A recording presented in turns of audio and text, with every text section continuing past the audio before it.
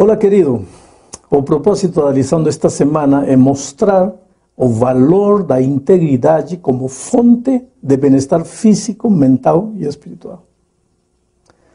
Talvez você esteja se perguntando o que tem a ver a integridade ou a santidade com o bem-estar físico. Tem muito. Olha, em primeiro lugar, vou repetir o que eu disse mais de uma vez nestes comentários. O fato de que Deus espera a santidade de seus filhos não é porque Ele se alimente da santidade ou da obediência ou da adoração dos seres humanos. Deus não é um Deus egoísta que criou a raça humana para que adore Ele. Ele criou o ser humano para que o ser humano seja feliz, para que desfrute de uma vida plena. O que levou Deus a compartilhar sua vida foi o seu amor. E quem ama, comparte. Deus compartilhou a sua vida. Só que Deus sabe que para que o homem e a mulher sejam plenamente felizes e realizados, precisam ter uma boa saúde mental, física e espiritual. E a obediência fiel aos princípios estabelecidos por Deus para uma vida feliz é parte indispensável dessa vida sadia. De que maneira? Veja, o ser humano é um ser físico, mental, emocional e espiritual. É como um triângulo, tem três lados. Quando esses três aspectos estão bem, então há boa saúde.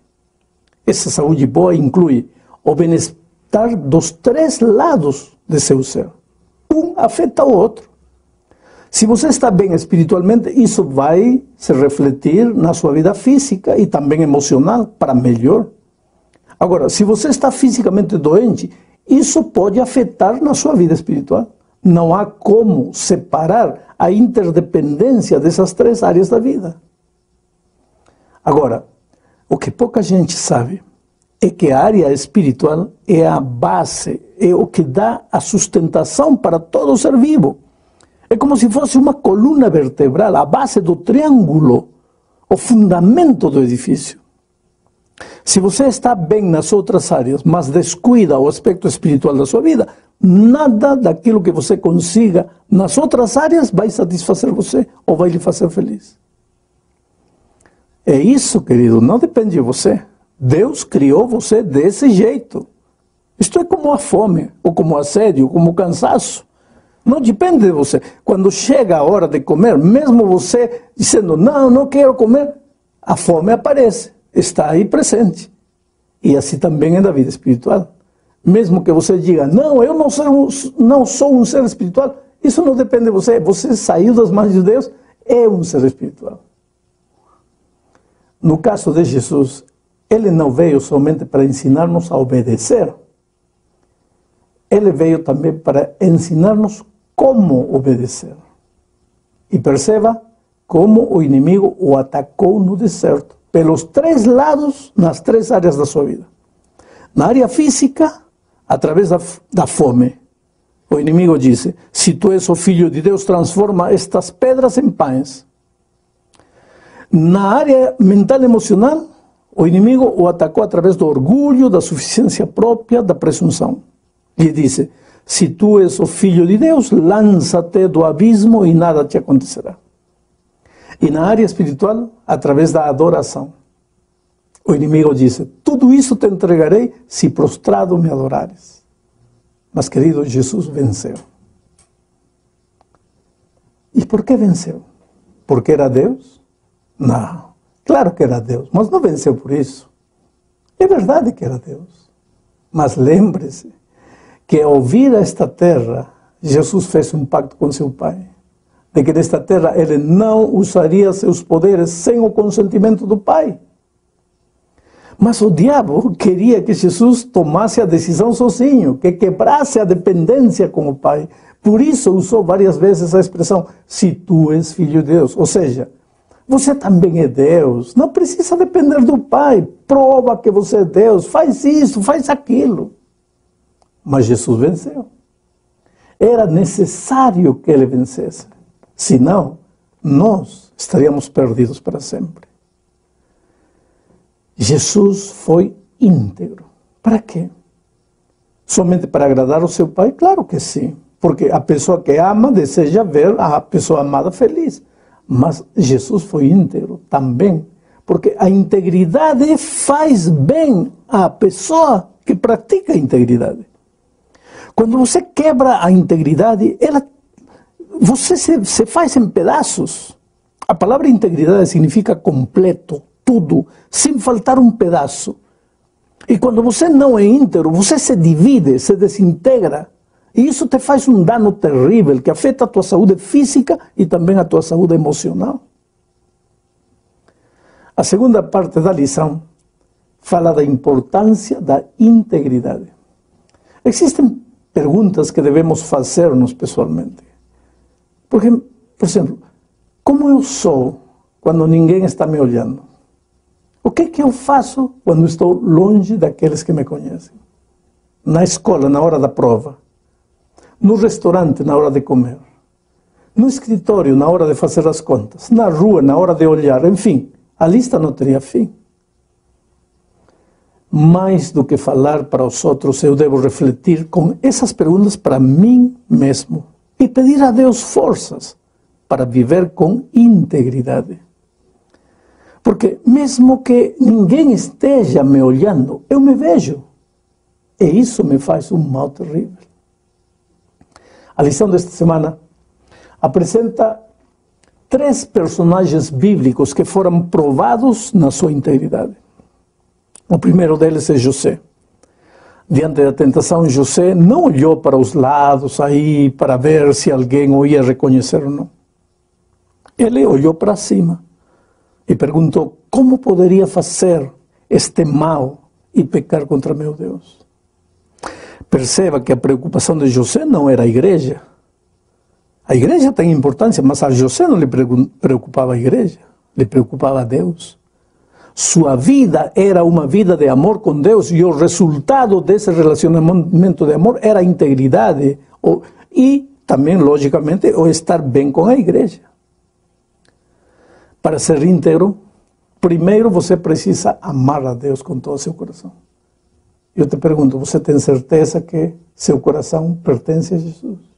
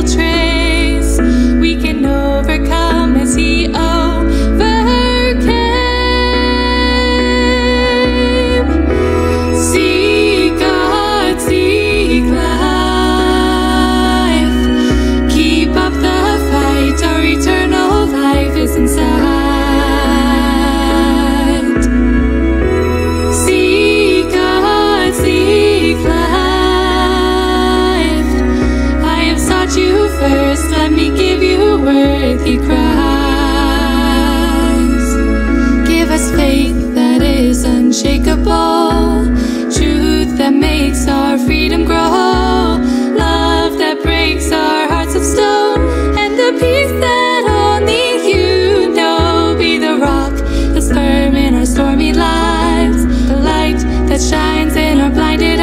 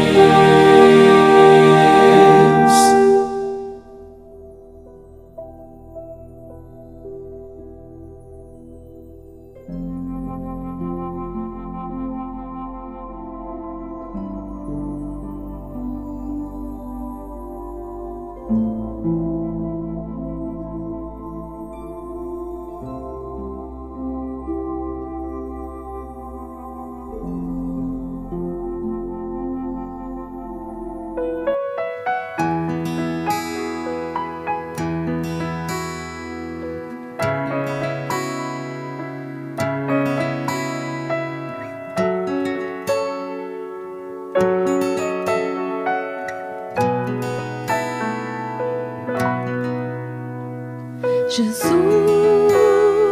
não mais serei feliz se um dia te perder. A dor não mais irá passar. Não sei que mais posso eu sentir, que mais posso eu fazer.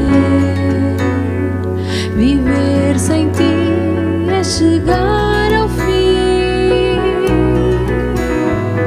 Por vezes sinto calma em mim, por vezes sei que estás aqui.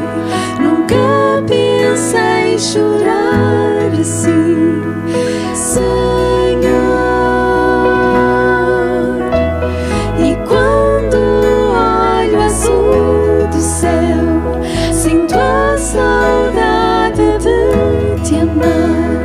Sonhar que um dia te encontrarei outra vez.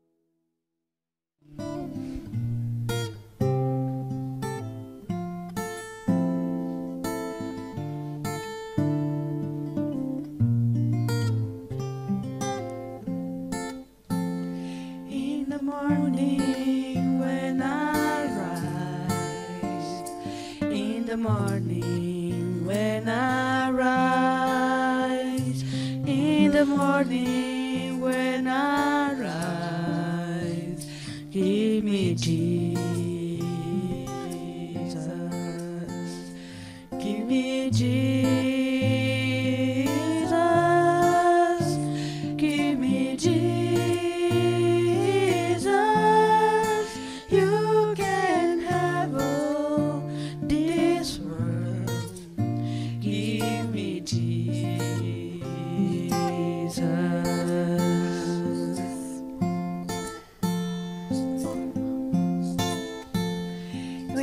When I am alone, oh, when I am alone, oh, when I am alone, give me Jesus,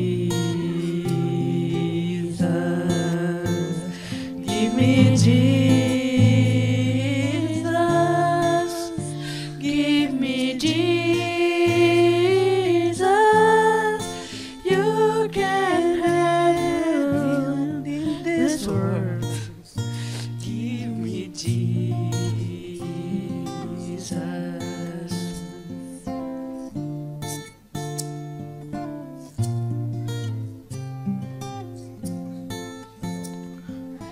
When I come to die, oh, when I come to die, oh, when I come to die, give me Jesus,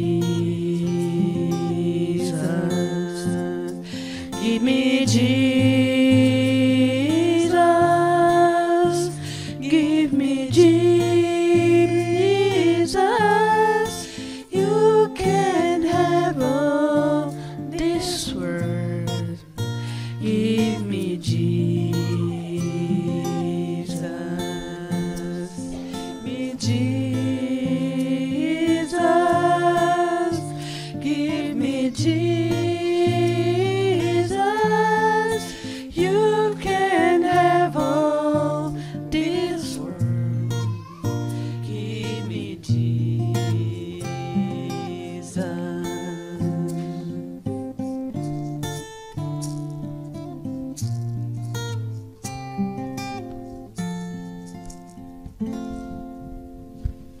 Eu gostaria de agradecer, em nome da ADRA, o convite que nos foi feito para que hoje pudéssemos estar presentes. Obrigada à Igreja do Barreiro, obrigada à nossa delegada local, à equipa local que todos os dias colabora neste ministério. Quando ouvimos falar nesta área, muitos já têm apelidado de Evangelho Social, ou seja, a parte que nos trata da beneficência, a parte que é o braço humanitário da Igreja Adventista do Sétimo Dia. E por isso esta manhã eu gostava de ver convosco aquela que é a missão da ADRA. E vamos fazê-lo baseado nos textos da Bíblia e do Espírito de Profecia. Antes de dizer-vos que, quando iniciei este ministério na ADRA, já lá vão 12 anos, percebia muito pouco desta área social. Eu trabalhava até então na universidade como investigadora da área de Sociologia, mas o que eu sabia fazer era, naquela altura, investigação. E quando recebi o chamado para estar ao serviço na ADRA, tive que pesquisar muito. E houve um livro que marcou toda a diferença no meu percurso. E esse livro chama-se Beneficência Social e é da nossa irmã White. E o livro Beneficência Social, logo no início, no prefácio, tem uma frase que me deixou muito pensativa.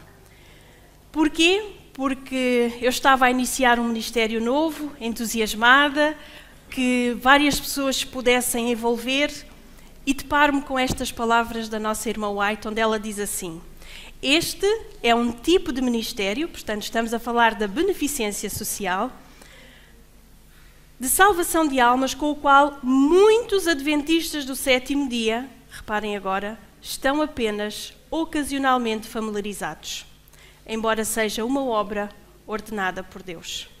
Então a nossa irmã White diz-nos que, apesar de ser uma obra importante, uma obra ordenada por Deus, são muitos os adventistas que estão apenas ocasionalmente familiarizados com esta área. É interessante que, se nós nos debruçarmos na Bíblia e pesquisarmos esta palavra ordenada, nós vamos encontrar apenas 5 vezes em que Deus diz: eu te ordeno. Porque nós servimos um Deus que nos dá muita escolha nas decisões que queremos fazer sobre o nosso ministério. Mas há áreas onde não é opção.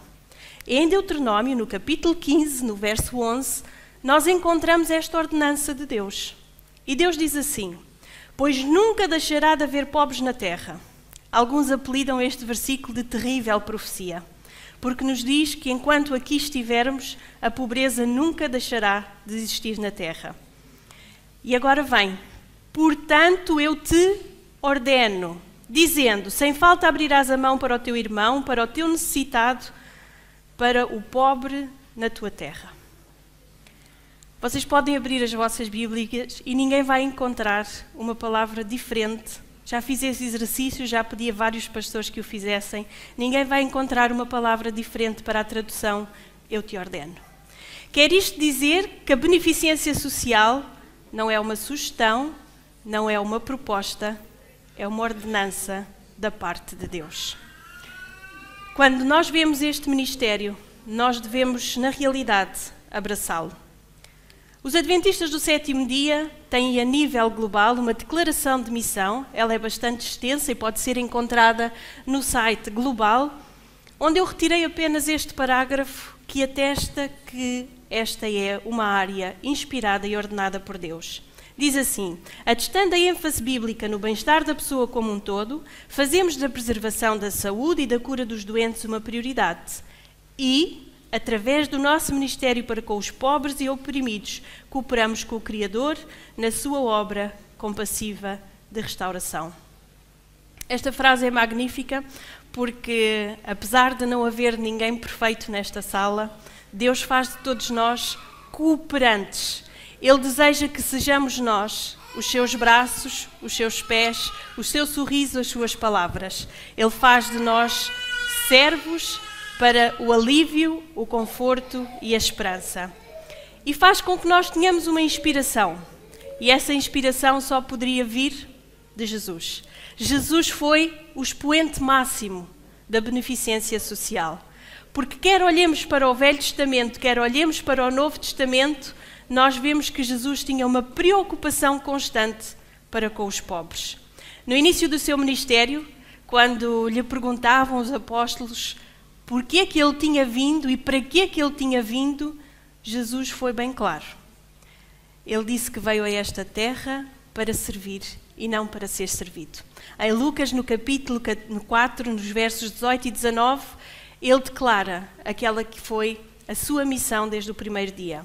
E ele respondeu dizendo: o Espírito Santo é sobre mim, pois me ungiu para evangelizar os pobres, enviou-me a curar os quebrantados de coração, a apregoar liberdade aos cativos e a dar vista aos cegos, a pôr em liberdade os oprimidos, a anunciar o ano aceitável ao Senhor.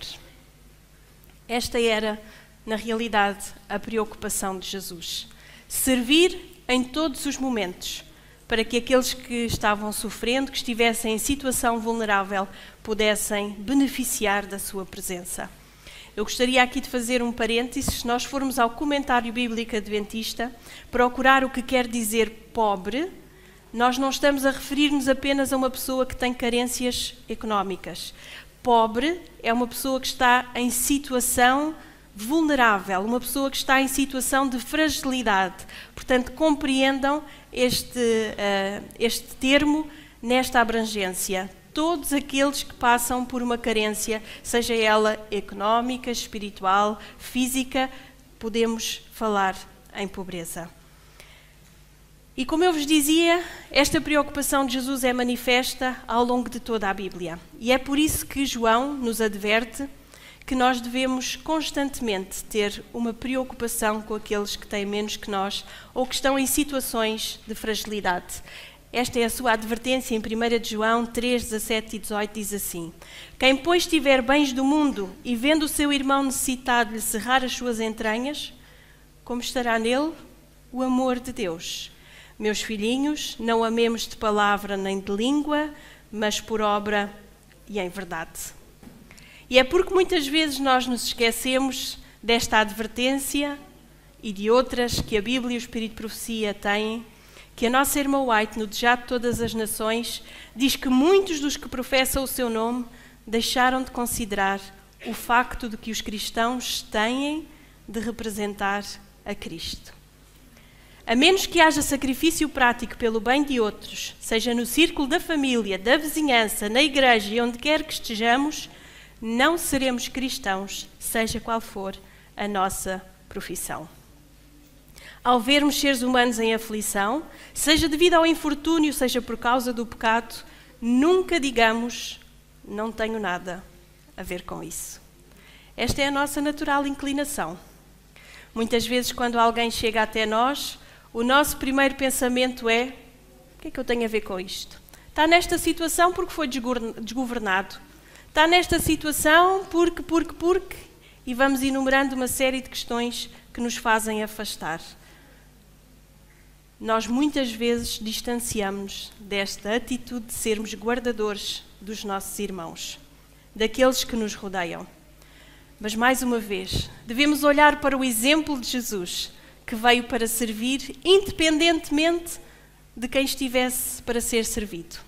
Em Isaías, que é um capítulo que vos convido a ler quando tiverem oportunidade de o fazer num espírito de oração para compreenderem esta missão social, este capítulo diz que é efetivamente na altura em que os estragos da pobreza, da injustiça e da opressão estão bem presentes, que a palavra de Deus insiste que uma fé que fala somente das necessidades espirituais do povo, mas deixa de demonstrar a compaixão mediante auxílio prático, é visto como o quê? Um culto falso. Muitas vezes, quando Jesus se deparava com as pessoas, a sua primeira preocupação era se as pessoas tinham as suas necessidades físicas, básicas, satisfeitas. Alguns autores trabalham estas questões das necessidades e logo na base estão as necessidades físicas. Eu não sei se acontece convosco, mas às vezes, se fico a trabalhar um bocadinho para além da hora do almoço, o meu estômago começa a fazer assim. Vocês estão-se a rir, é porque o vosso também faz, não faz? Nessa altura é quando eu sou mais produtiva, verdade? Não. Quando o meu estômago começa a fazer... quer isto dizer que eu tenho que parar. Tenho fome, tenho uma necessidade básica. Eu tenho que parar porque eu não me consigo concentrar. Não consigo ser produtiva. E é muitas vezes nestas situações que nós encontramos as pessoas que estão em situação de fragilidade. Pessoas que passam 1, 2, 3 dias sem comer. Pessoas que passam uma semana inteira a beber água ou leite e nada mais. E às vezes alguns irmãos dizem-nos que a primeira coisa que temos que fazer é passar a mensagem espiritual. Se nós, que comemos todos os dias, e quando nos atrasamos um bocadinho não nos conseguimos concentrar, imaginem pessoas que passam dias consecutivos sem comer. Jesus tinha esta preocupação. Tenho compaixão da multidão, pois não tem o que comer. Impossível exigirmos de alguém mudanças quando as suas necessidades básicas físicas não estão ainda satisfeitas. Por isso, queridos irmãos, vamos ver, com a mensagem que trago para partilhar convosco, que o desafio persistente que a pobreza apresenta aos seguidores de Cristo é irmos além do simplesmente falar a verdade sobre amor, compaixão e cuidado, para viver a verdade em atos de compaixão e bondade.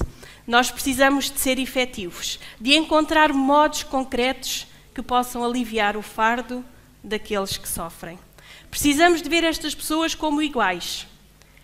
É que, por vezes, quando alguém chega até nós, a primeira reação dessa pessoa é ver que nós estamos onde?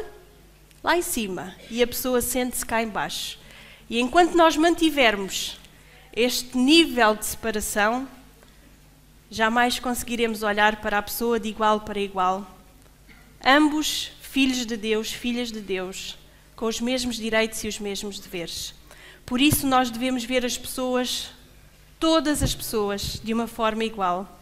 Não poderemos realmente louvar a Deus, de quem todas as bênçãos fluem, e ignorar a realidade de um mundo de sofrimento e miséria.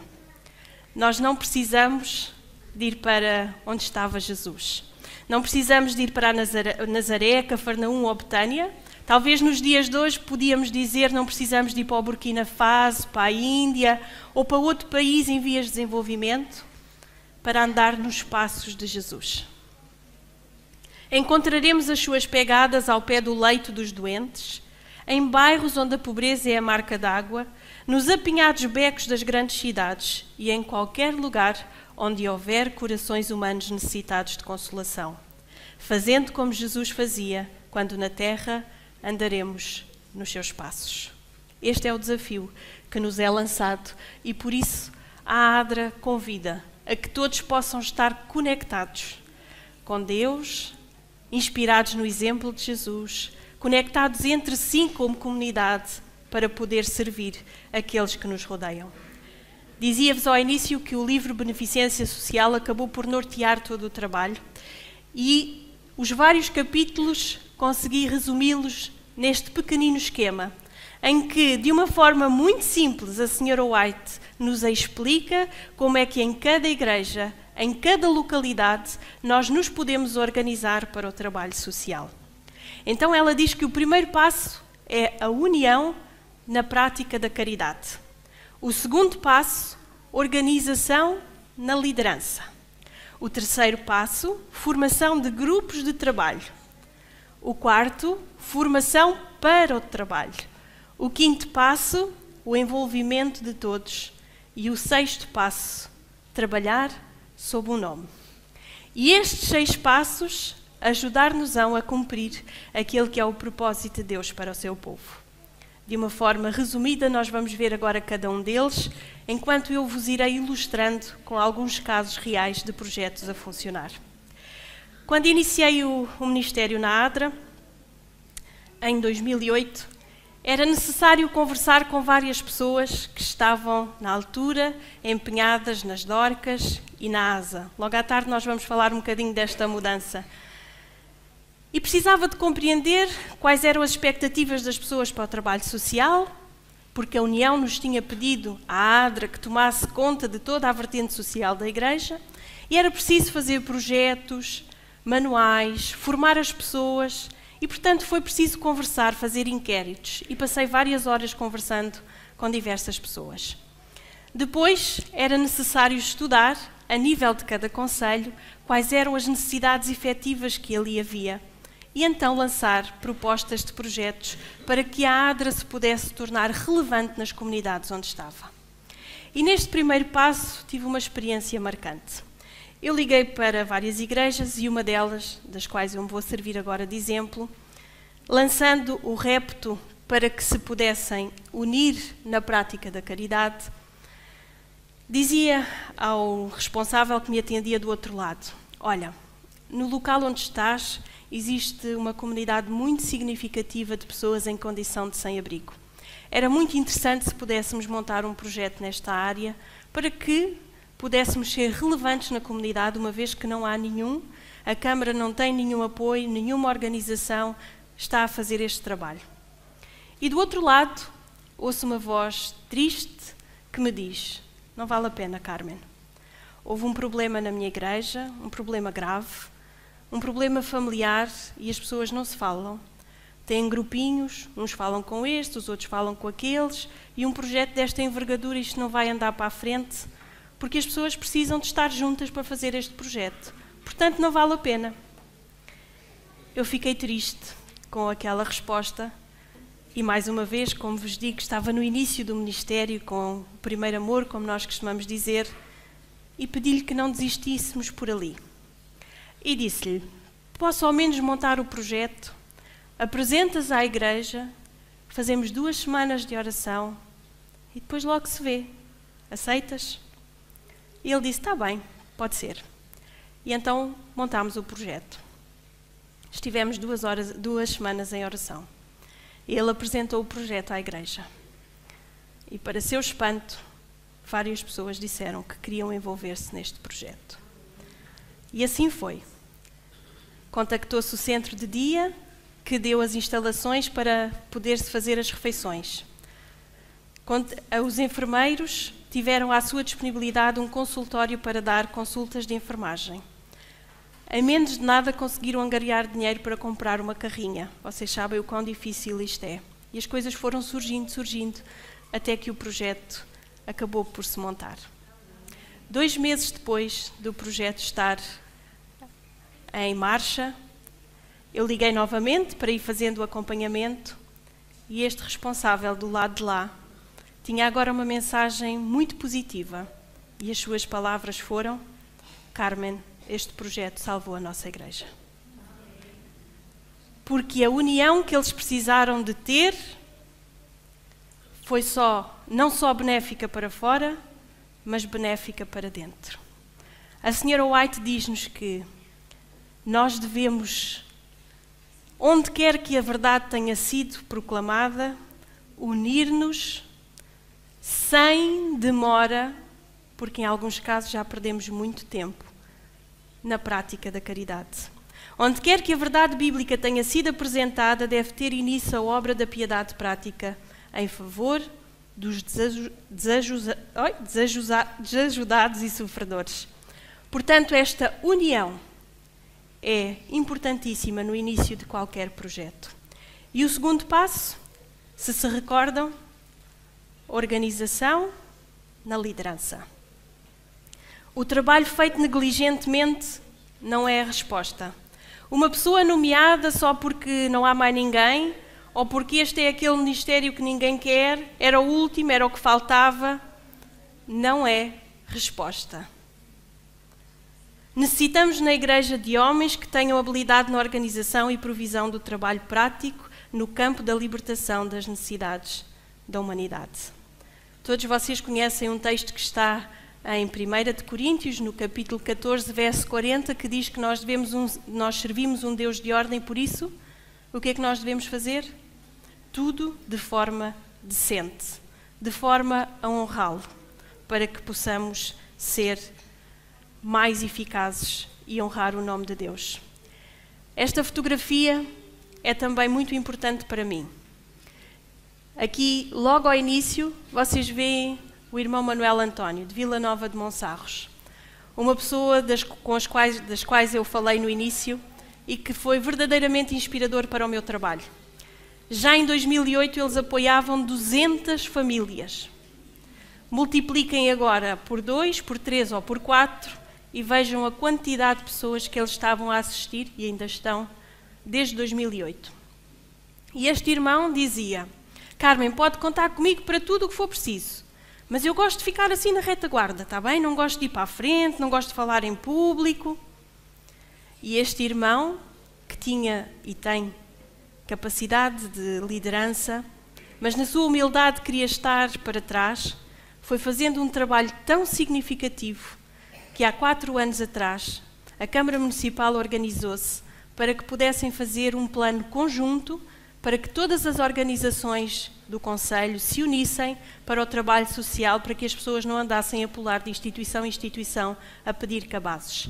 Chamaram a esse projeto Roda Viva, criaram um espaço e as pessoas de cada instituição têm a responsabilidade, um à segunda-feira, um à terça-feira, à quarta-feira, por aí fora. E sabem quem foi convidado a liderar este projeto? O nosso irmão Manuel António, representando a ADRA. A ADRA é líder do projeto Roda Viva em Vila Nova de Monsarros, por uma pessoa que pensava que não tinha capacidade para estar à frente, mas que Deus capacitou. Este é o passo seguinte. Quando nós achamos que não temos formação, nós devemos buscar essa formação. Devemos constituir grupos de trabalho, porque aqueles que sabem, que já se envolveram nesta área, quando o trabalho cai nos ombros de 2 ou 3, torna-se muito pesado. E por isso a irmã White incentiva que, tal como em outras áreas, na área social, se possam constituir grupos de trabalho. Haja em cada igreja grupos bem organizados de obreiros para trabalhar. Lançai o eu para trás de vós e deixai que Cristo vá na frente. Pode ser que tenhais que fazer um começo muito pequeno em alguns lugares, mas não vos desanimeis, a obra irá crescer. E eu agora revelo-vos, com autorização devida, a igreja que eu vos falava no início. A igreja de Hermesinde, a quem telefonei, e cujo projeto teria morrido à nascença se não se tivessem unido na prática da caridade. Aquelas fotografias que vocês veem em cima são todas do apoio aos sem-abrigo. Mas aquela em que eu me queria centrar é a que vocês têm do vosso lado direito. Está naquela fotografia um senhor que nos anos 90 veio para Portugal. Sabem que nessa altura tínhamos o setor da construção em vigor e facilmente este senhor e outros arranjavam trabalho. E ele veio de Cabo Verde, tinha o seu sustento, alugou um quarto e tudo corria bem até aos anos 2000, meados dos anos 2000, onde a crise começou a fazer das suas e várias pessoas ficaram desempregadas e este senhor foi um deles. E ao ficar desempregado, os meses foram passando, ele deixou de ter dinheiro para pagar o seu quarto, deixou de ter dinheiro para enviar para a sua família e tornou-se numa pessoa em condição de sem-abrigo. Um dia, a RTP pediu-nos autorização para gravar o trabalho que a ADRA estava a fazer de apoio aos sem-abrigo. Nós autorizámos, a reportagem foi feita, passou no telejornal e vocês sabem que a nossa RTP é internacional. Sabem onde foi vista a mensagem? Em Cabo Verde. Sabem por quem? Pela família. As filhas naquele momento choraram, porque não sabiam há vários meses do seu pai. Tomaram rapidamente nota do nome da associação, da ADRA, que estava a fazer este trabalho. Entraram em contacto connosco e rapidamente nos mobilizámos para juntar dinheiro para que este senhor pudesse voltar a Cabo Verde e deixar esta condição de sem-abrigo. E assim foi. Ele hoje não é mais um sem-abrigo. Está com a sua família, apesar das carências que tem em Cabo Verde, mas já não está nas condições precárias.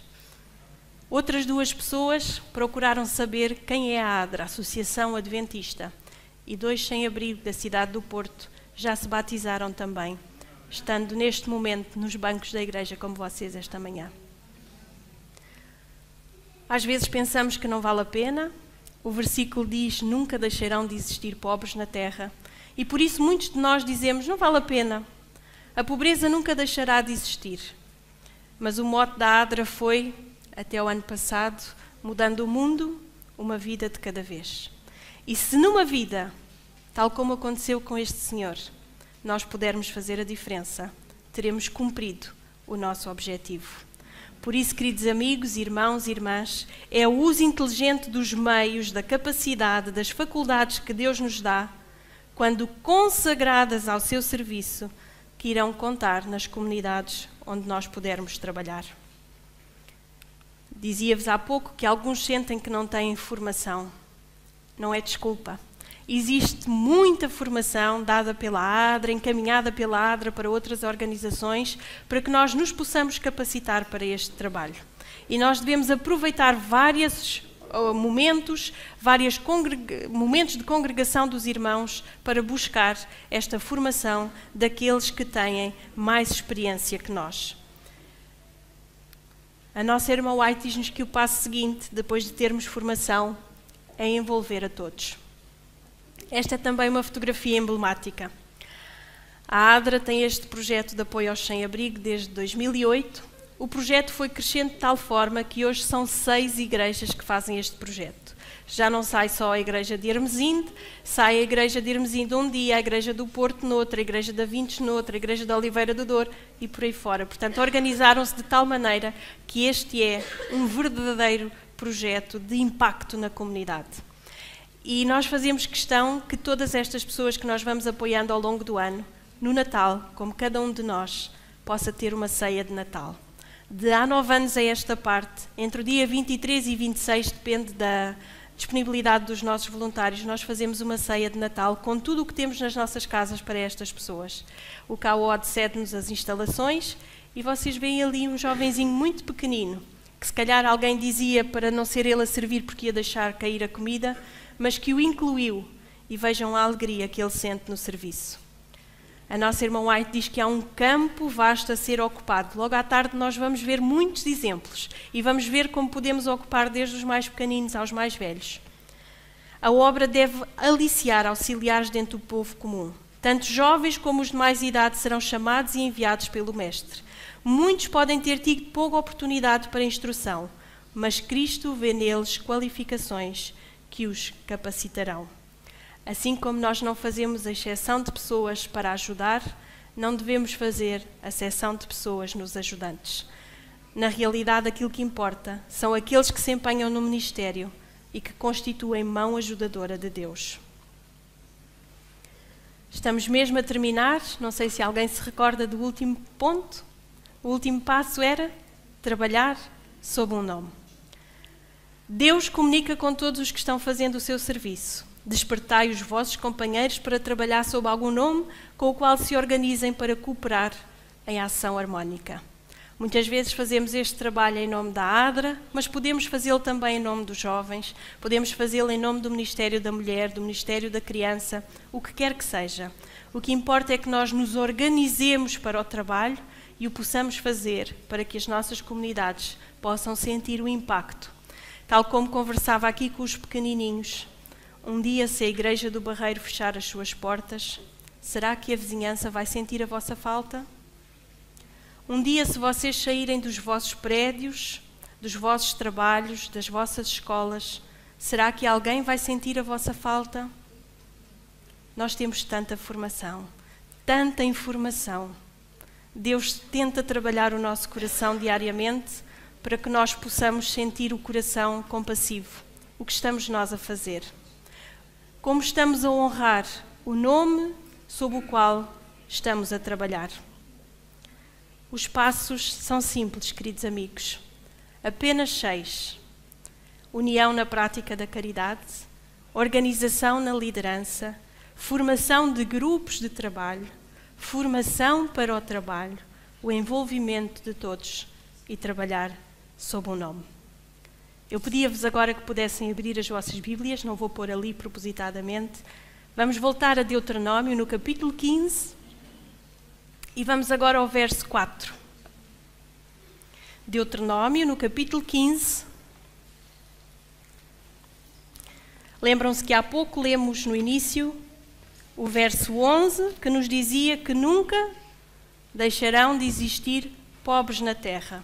Reparem agora no verso 4, diz assim: para que entre ti não haja pobre algum, pois o Senhor teu Deus te abençoará abundantemente na terra que te dá por herança.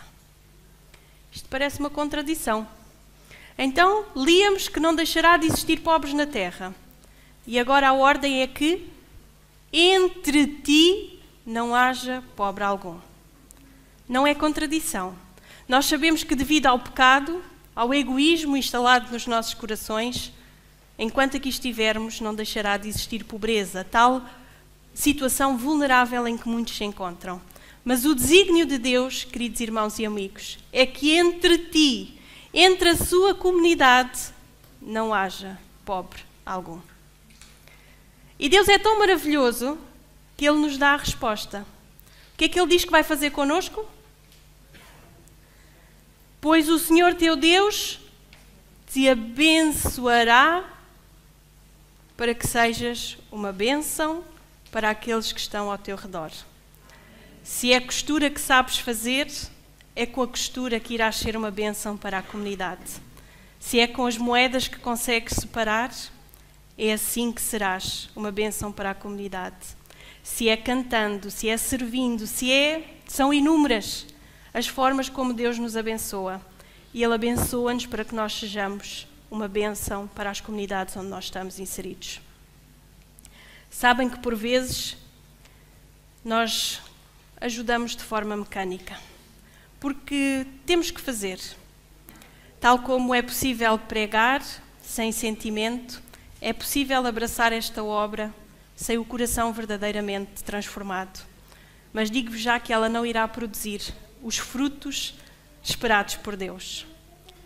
E quando nós entramos na rotina, Deus tem formas de nos dizer que aquilo que Ele quer não é um coração simplesmente solidário por ser só, mas um coração compassivo, convertido. Eu termino com uma experiência. Há 2 anos atrás eu andava às compras com a minha filha mais velha, a pequenina ainda não existia.